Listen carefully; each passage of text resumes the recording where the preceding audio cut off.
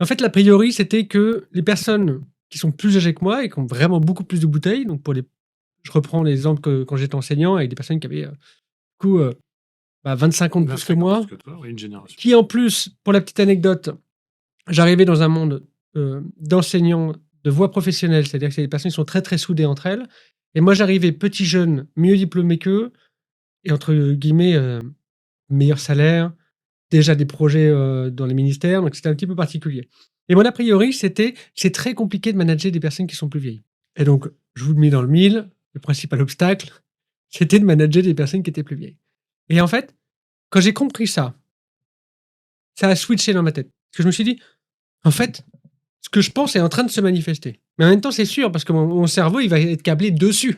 Il va forcément voir que ça et donc ce principal obstacle, ce qui s'est passé, c'est que j'ai repris un peu ce que j'ai dit tout à l'heure.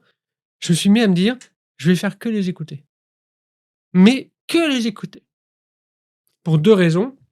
Le premier, c'est qu'au moins quand j'arrivais sur des réunions ou des réunions où j'étais, responsable de projet et que je devais gérer des grosses prises de décision, je connaissais l'avis de tout le monde. Même si la décision était à l'opposé de ce qu'on m'avait dit, que j'avais pas le choix et deuxièmement, ça m'obligeait en fait à faire fi d'une réalité qui est: ces personnes-là ont plus d'expérience que moi. Il y a forcément une raison pour laquelle ils pensent comme ça.